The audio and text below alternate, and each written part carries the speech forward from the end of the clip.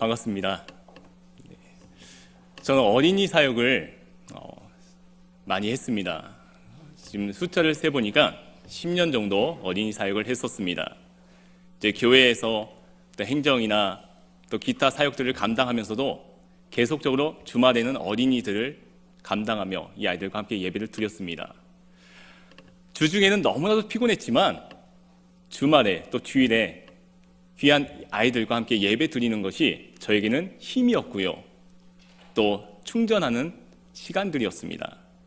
그렇게 아이들과 함께 매주 예배를 드리면서 제 안에 영적으로 다시 무뎌졌던 그런 모습들이 회복이 되었었습니다. 작년에 이 아이들과 이제 마무리를 하면서 어떻게 설교를 할까, 어떤 메시지로 이야기를 나눌까 고민하다가 10계명 설교를 해보자 생각을 했습니다. 그래서 제 6계명까지 갔는데 여기서 살인하지 말라, 이것을 과연 이 아이들과 어떻게 설교해야 될까 고민하다가 오늘 말씀의 제목처럼 노하지 말라라는 제목으로 함께 말씀을 나누었습니다. 그래서 설교 시작할 때 이제 제목을 같이 한번 읽어볼까 이렇게 했는데 그 중에 몇몇 개구쟁이 친구들이 이렇게 제목을 읽는 겁니다. 여러분, 노하지 말라의 반대 제목이 뭘까요? 뭘까요? 예스죠. 네, 예스하지 말라라고 하는 거예요. 저는 그때까지 생각을 못했습니다. 아, 그렇구나. 예스하지 말라. 그래, 노를 성낼 노, 한자 그대로 노라고만 생각했는데 에노, 그래, 아니다, 이렇게 생각을 할 수도 있구나 라고 생각을 했습니다. 보통은 안 돼, 아니야, 우리가 이렇게 이야기를 하죠. 자녀들에게 특별히 많이 이야기합니다. 하루에도 수십 번 이야기하는 것 같아요. 그런데 조금 더 이야기하다 보면 감정이 쌓이게 됩니다. 그래서 목소리가 커지죠. 안 돼!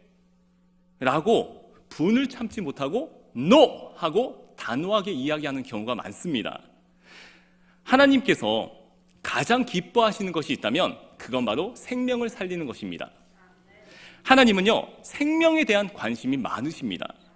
죽어가는 영혼의 생명을 살리는 것, 특별히 이 땅의 육신의 생명뿐만 아니라 영원한 생명에 대해 그 복음의 메시지를 전파하며 죽어가는 생명을 살리는 것을 하나님은 너무나도 좋아하시며 귀하게 여기신다는 것입니다. 하나님은 그러면 가장 기뻐하는 것이 생명을 살리는 것이라고 한다면 반대로 가장 싫어하는 것은 무엇일까요? 여러 가지 말할 수 있겠지만 생명에 관련돼서 말한다면 바로 생명을 살리는 것에 무관심한 인생, 기뻐하지 않으신다는 겁니다. 생명을 살리는 일과 상관없는 삶을 살아가는 인생, 하나님의 기쁨이 될 수 없다는 것이죠. 여러분, 그런데 생명에 대해서 관심이 없는 정도가 아니라 생명에 대해서 무관심한 정도가 아니라 하나님께서 가장 싫어하시는 것이 있습니다. 그건 바로 생명을 해치는 인생입니다. 생명을 해친다, 아주 이걸 극단적으로 얘기하는 것이 바로 살인이지요. 여러분, 특별히 인간은 하나님의 형상으로 지음을 받았습니다. 그래서 생명을 해친다는 것, 살인죄를 저지른다는 것은 하나님의 형상을 파괴하는 것이기 때문에 하나님께서 굉장히 엄중하게 그 죄를 다루신다는 것입니다. 성경에 보면 이 율법서나 하나님의 말씀을 보면 생명을 해한 사람, 특별히 어떤 사람을 죽인 자는 죽은 사람의 생명을 죽인 사람의 생명으로 대체하게 했다라고 되어 있죠.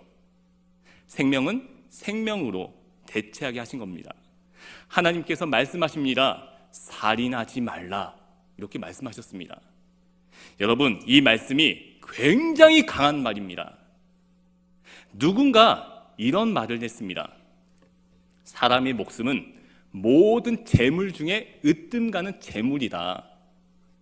내가 할 수 있는 것, 내가 가지고 있는 것 중에서 다시 되돌릴 수 없는 것이 있다면, 다시 수정할 수 없는 것이 있다면, 다시 반복할 수 없는 것이 있다면 그것은 바로 생명입니다. 그런데 요즘엔 이 무섭고도 정말 강한 말인 이 생명을 죽인다는 것을 어쩌면 사람들은 쉽게 생각합니다. 그래서 그걸 쉽게 그냥 바라보는 거예요. TV만 틀어도 너무나도 다양하게 이러한 모습들이 나오게 됩니다. 어쩌면 이것이 드라마나 영화 가운데 또 게임 안에 들어가지 않으면 재미없다, 식상하다 할 정도로 하나의 트렌드가 되어버렸습니다. 제가 예전에 아침에 이제 출근하기 전에 아침 드라마를 한동안 보고 출근한 적이 있습니다. 처음부터 끝까지 봤어요. 심지어는 못 볼 때는 재방송을 봤습니다. 근데 이 아침 드라마를 본 이유가 제가 함께 사역하던 그 부서에 연극도 하시면서 영화에 출연하시는 선생님이 계셨습니다. 근데 이 선생님이 어느 날 드라마를 찍었다는 거예요. 근데 곧 방송한다라는 겁니다. 그래서 무슨 드라마인가 하고 이제 관심을 가지고 시작할 때 봤습니다. 월요일 보고 화요일 보고 수요일 봤습니다. 안 나오는 거예요. 도대체 언제 나오는 거야? 하고 이제 기다리다가 목요일, 금요일 되니까 드디어 나왔습니다. 너무 기뻐서 캡처해서 부서 선생님과 함께 공유했었죠. 근데 이제는 선생님이 나오는 것이 의미가 없습니다. 재미있잖아요. 주인공이 어떻게 되나 하고 궁금하니까 계속 보게 되는 겁니다. 근데 이것을 이제 제가 아침에 출근할 때 우리 아이들을 유치원과 학교에 모셔다 드리거든요. 그러면 이 모셔다 드리기 전에 같이 TV를 보는 거예요. 그러다가 앞불싸 순간 깨닫습니다. 같이 보면 안 되는데. 너무나도 자극적이고 너무나도 강한 메시지나 언어가 나오기 때문에 아이들에게 보여주면 따라할 것 같은 그런 생각이 들었습니다. 그래서 TV를 얼른 끌 때가 있었지요. 오늘 본문 말씀은요, 이전에 모세와 하나님의 백성들에게 주셨던 이 10계명, 제6계명을 오늘 현대를 살아가고 있는, 신약 시대를 살아가고 있는 우리에게 다시 예수님께서 재해석해서 말씀하십니다. 왜 그러셔야 했을까요? 10계명이 모세와 그의 백성들에게 주어졌을 때는요, BC 16에서 14세기입니다. 지금으로 계산하면 약 3,500년 전에 기록이 됐습니다. 그러니까 어마어마하게 이전에 기록이 되었기 때문에 지금하고는 상당히 문화나 수준이 차이가 났을 수밖에 없지요. 이는 하나님과 인간 사이의 약속이지만 그 당시에 살아가는 사람들끼리의 약속입니다. 이 10계명은 1계명부터 4계명까지는 하나님 사랑에 대해서, 그리고 5계명부터 마지막 10계명까지는 인간, 이웃 사랑에 대해서 나오고 있습니다. 그래서 이 수천 년이 지난 지금과는 어떤 문화나 풍습, 그런 이해도가 상당히 다르기 때문에 이 신약 시대를 살아가는 우리에게 예수님은 우리의 관점에서 다시금 하나님의 말씀을 이야기할 수밖에 없었다라는 것이죠. 여러분, 이 시간에 하나님이 저와 여러분에게 어떤 말씀을 주시든지, 여러분 마음속에 어떠한 메시지를 주시든지 가감없이 하나님의 그 말씀을 진리로 받으시기를 간절히 축복합니다. 제가 21절, 22절 말씀을 읽겠습니다. 옛 사람에게 말한 바 살인하지 말라. 누구든지 살인하면 심판을 받게 되리라 하였다는 것을 너희가 들었으나 나는 너희에게 이르노니 형제에게 노하는 자마다 심판을 받게 되고 형제에 대하여 나가라 하는 자는 공회에 잡혀가게 되고, 예수님께서 말씀하십니다. 너희가 옛 사람에게 말한 바 제6계명인 살인하지 말라, 이 말씀을 들었는데 이제 내가 그것이 무슨 뜻인지 너희에게 설명해 주겠다. 여러분, 하나님의 말씀을 우리가 들을 때 아주 중요한 원칙이 있습니다. 내가 원하는 대로 해석하면 안 된다는 것이죠. 내가 이해하고 싶은 방식대로 받는 게 아닙니다. 하나님께서 말씀하신 그 말씀은 하나님께서 말씀하신 그 의도를 분명히 알아야 한다는 것입니다. 에베소서 4장 26절에 이렇게 말하고 있습니다. 분을 내어도 죄를 짓지 말며 해가 지도록 분을 품지 말고, 분을 내어도 죄를 짓지 말며, 이 말은요, 분을 내되 죄를 짓지 않을 수 있다는 것입니다. 혹 분을 내었다면 죄를 짓지 않도록 해야 하는데, 그러기 위해서 해가 지도록 날이 셀 때까지 그 분을 품고 가지 말라라는 겁니다. 분을 품게 되면요, 처음엔 잘 모릅니다. 그래서 이 분을 정리하지 않습니다. 그런데 이게 쌓이고 또 쌓이다 보면 내 마음에서 억울함이 주체할 수 없을 때가 오게 됩니다. 그때 쌓였던 이 분을요, 표출하게 되는데 이게 바로 분노이죠. 주체할 수 없는 감정으로 옵니다. 그러한 자는 이미 마음 가운데 그 살인의 동기와 감정이 있다라는 겁니다. 왜냐하면 이때 이 감정을 제어하지 못하면요, 우리가 많이 보잖아요. 극단적인 결과까지 가게 되는 것을 우리는 보게 됩니다. 저는 이름이 유청입니다. 제 이름을 처음 듣는 분들은 누가 생각나지 않던가요? 어릴 때 심청이 우리가 많이 들었죠. 근데 예전에 제가 어렸을 때 TV를 틀면요, 김청 아주머니가 많이 나왔습니다. 또 이청 아저씨도 좀 나왔어요. 또 광고가 요즘엔 안 나오는데 예전 광고가 뻥 뚫린다, 속청도 있었어요. 그리고 뭐 멍청, 청개구리, 이 청자가 들어가는 게 다 저의 별명이었어요. 너무나도 많은 별명을 갖고 있었지요, 어렸을 때. 그래서 너무 제 이름이 싫었던 적이 있었습니다. 물론 지금은 너무나도 감사하죠. 저희 아버지께서 이 이름을 지어주신 것에 대해서 너무 만족해합니다. 근데 예전에 아버지께 왜 제 이름을 이렇게 지을 수밖에 없었는가 하고 여쭤봤습니다. 아버지는 세 글자면서 왜 나는 두 글자일까? 그랬죠. 그랬더니 이제 아버지께서 예전에, 지금은 2012년에 이제 돌아가신 한 국회의원이 계셨어요. 성함이 유청이었습니다. 그래서 그 국회의원의 성함을 따서 나도 국회의원처럼 훌륭한 사람이 되었으면 좋겠다라고 이제 젊었을 적에 생각을 하셨던 것 같아요. 그래서 유청이라는 이름을 지었다고 이제 얘기를 하시는 걸 들었습니다. 그래서 그때부터 정말 훌륭한 사람이 되기 위해서 더 부단히 노력을 했던 것 같습니다. 근데 그랬던 어느 날 중1 때 제가 이제 하도 이름에 대해 스트레스를 많이 받던 그 사춘기 시절에, 지금 제 키가 큰가요? 아니, 그죠. 저는 제 키가 크다고 생각했습니다. 왜냐면요, 제가 지금 중1 때 키거든요. 이게 중1 때 키가 멈춰버렸어요. 그러니까 중1 때 딱 같이 입학했던 친구들 중에 다 키가 150, 160인 거예요. 근데 저는 지금 175거든요. 너무 많이 커버린 거죠. 근데 더 이상 안 커버렸어요. 근데 이 중1 때 등치도 제가 이만했거든요. 거의 이게 이 모습이에요. 중1 때가. 얼굴도 이 얼굴이에요. 이미 얼굴도 완성이 됐습니다. 그러니까 중학교 때 한 친구가 키가 150, 160도 안 됐던 것 같아요. 그 친구가 저에게 오더니 자꾸 놀리는 거예요. 이름 가지고 놀리는 거예요. 그래서 하지 마. 근데 또 오는 거예요. 하지 마. 또 오는 거예요. 하지 마. 한 며칠 그렇게 놀림을 당했던 것 같습니다. 그러다가 제 안의 분을 참지를 못했어요. 그래서 그 친구를 때린 적이 있습니다.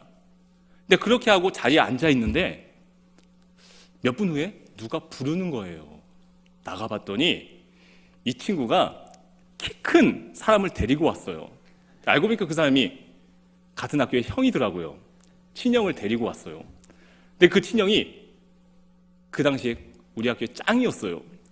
그래서 이 형이 와서 정말 난 이제 죽었구나 생각을 했죠. 근데 겁을 주고 다시는 친구랑 가까이 하지 못하게 그렇게 이야기를 했습니다. 자, 그리고 나서 이제 겁을 먹으면서 내 안의 분노가 겁을 먹으니까 없어지더라고요. 그래서 떨리는 그 마음을 가지고 이제 자리에 앉아 있는데 이제는 분이 사라지니까 미안한 마음이 드는 거예요. 그래서 그 친구에게 미안해 하고 먼저 사과를 했습니다. 그래서 그 친구와 잘 지냈던 기억이 있습니다. 오늘 말씀해 보니까요, 또 하나는 라가라고 하는 자는 공회에 잡혀간다라고 말씀하고 있습니다. 이 공회라는 곳은요, 그 당시에 살인죄를 심판하는 장소입니다.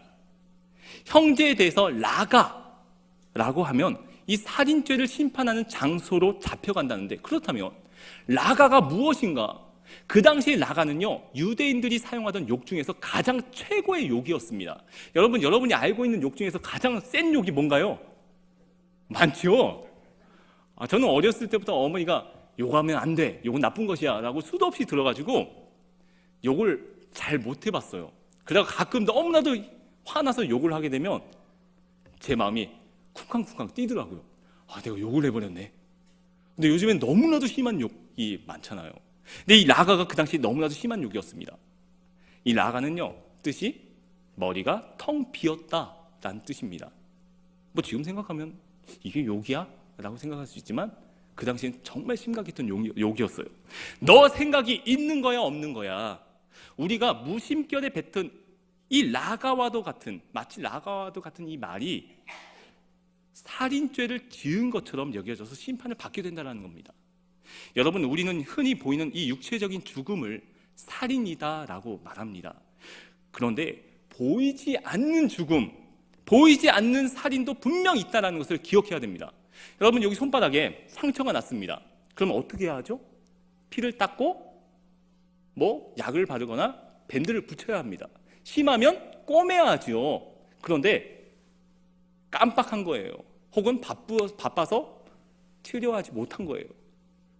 근데 다시 그 상처 위에 또 상처가 나버렸습니다. 다 아물기도 전에 또 상처가 났습니다.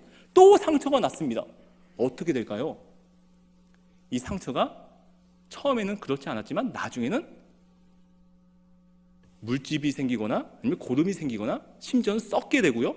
더 심하게 되면 부패해서 도저히 이제는 회생불능한 상태가 되어버리는 거죠. 잘라버려야 되는 거예요. 우리의 마음도 이와 같습니다. 처음엔 너 생각이 있는 거야, 없는 거야? 자꾸 그럴 거야? 잘 좀 해!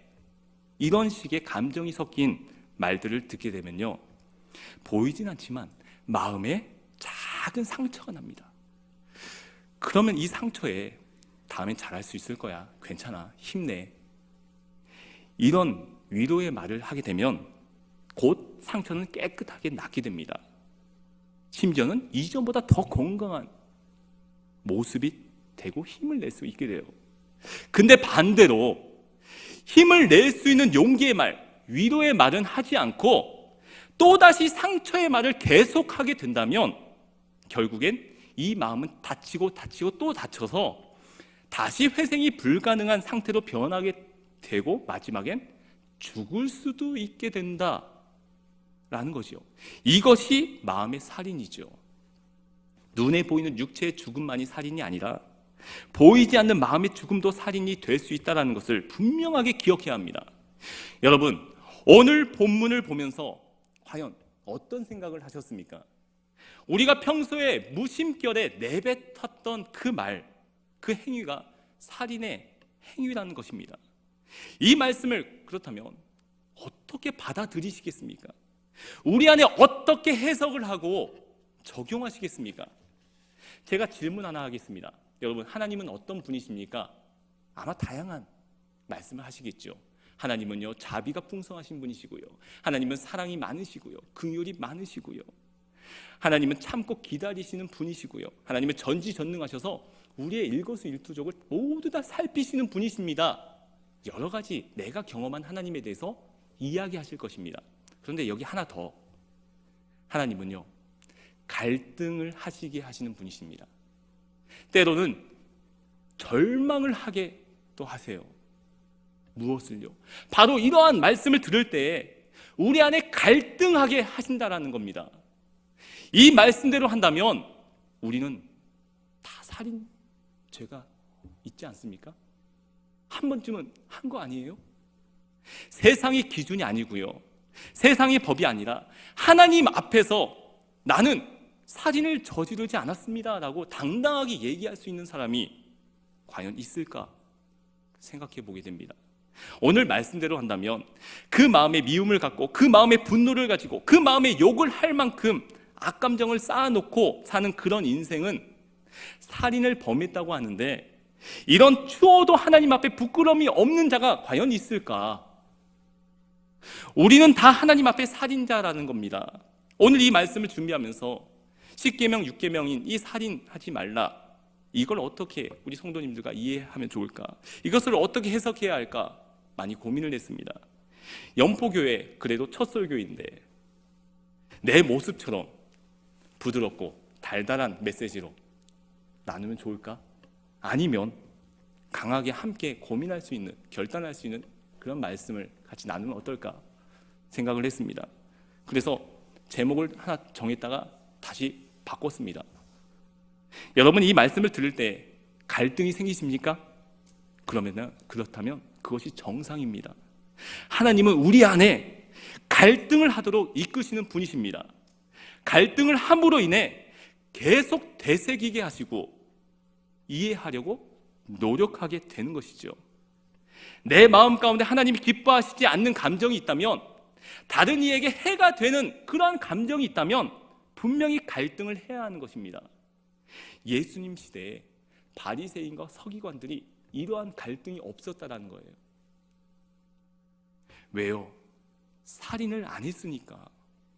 육체의 살인만을 이야기한 것이 아닌 보이지 않는 마음의 살인까지 이 예수님께서 말씀하시는데도 이것을 그들은 이해하려고 노력하지 않았습니다. 그래서 자신들은 정직하다, 자신들은 모범 교인이다, 자신들은 떳떳하다, 이렇게 이야기하는 것이지요. 그런데요, 갈등으로만 끝나서는 안 됩니다. 갈등만 해서는 안 돼요. 갈등을 했다면 이것을 어떻게 해석하고 어떻게 접목을 시켜야 하는지, 내 삶에서 어떻게 반응을 해야 하는지 결단을 해야 합니다. 어떻게 해요? 예수님 닮기를, 예수님 마음 닮기를 결단하는 겁니다. 오늘 예수님 마음 닮는다는 것, 그것이 무엇입니까?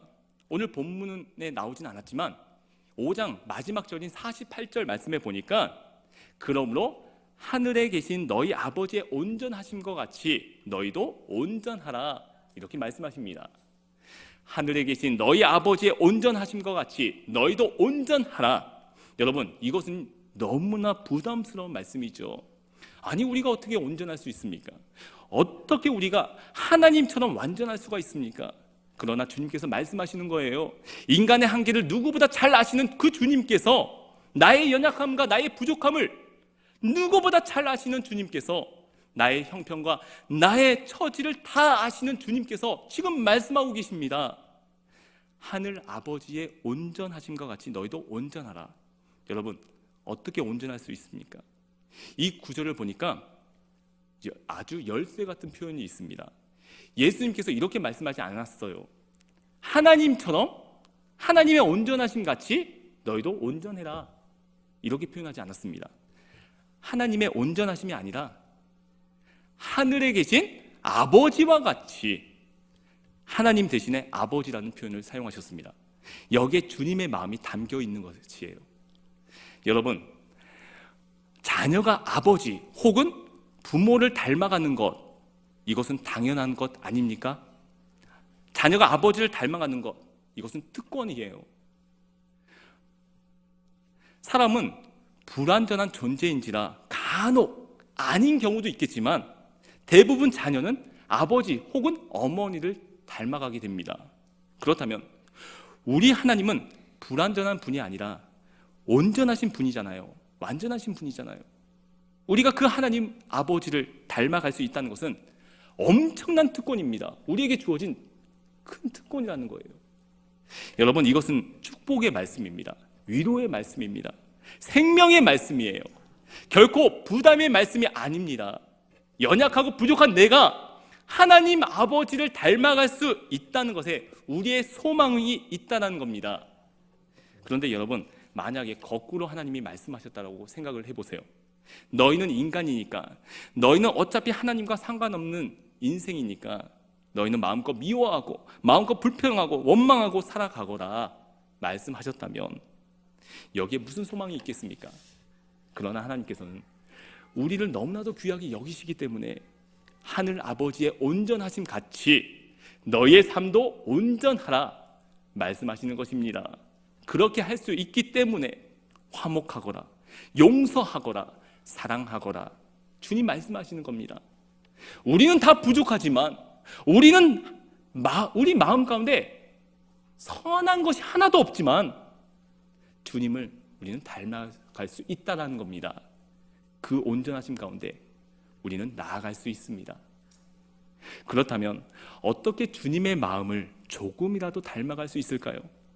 여러 가지가 있겠지만 무엇보다 우리의 능력으로는 안 됩니다.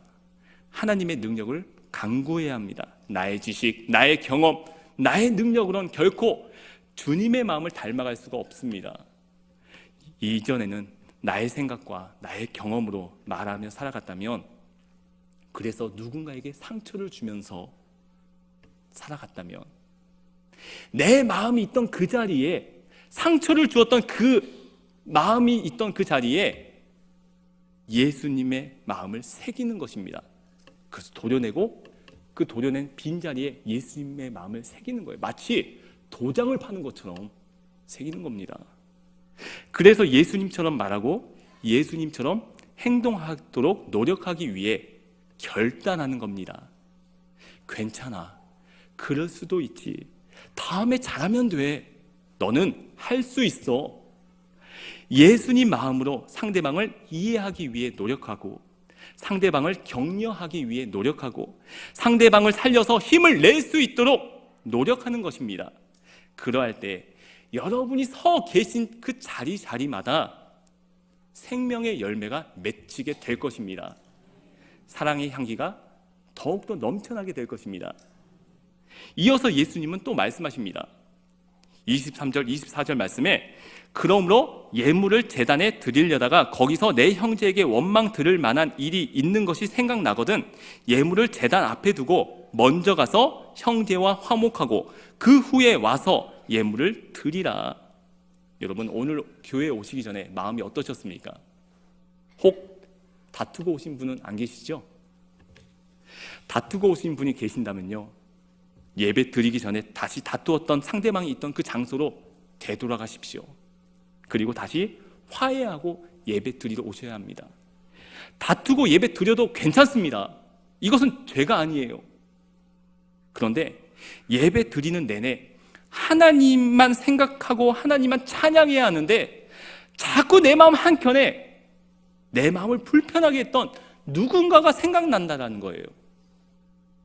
하나님을 모셔야 하는 그 자리에 속상하게 했던 누군가가 앉아있는 겁니다. 그래서 결국엔 하나님을 만나야 하는 예배에서 그 사람만 생각한 예배가 되어버리는 거지요. 여러분이 모이는 공동체도 마찬가지입니다. 공동체 모임에 참여하기 전에 불편했던 마음들이 있다면 그 마음을 해결하고 모이셔야 합니다. 혹 여러분의 좋지 않은 마음이, 그 감정이 이 공동체도 흘러갈 수 있기 때문이지요. 우리는 생명을 살리는 사람이 되어야 합니다. 결코 생명을 죽이는 사람이 되어서는 안 됩니다. 예수님의 마음으로 죽어가는 생명도 살리는, 힘을 잃은 생명에게 힘을 줄 수 있는 저와 여러분 모두가 되시기를 주님의 이름으로 축복합니다. 함께 기도하겠습니다.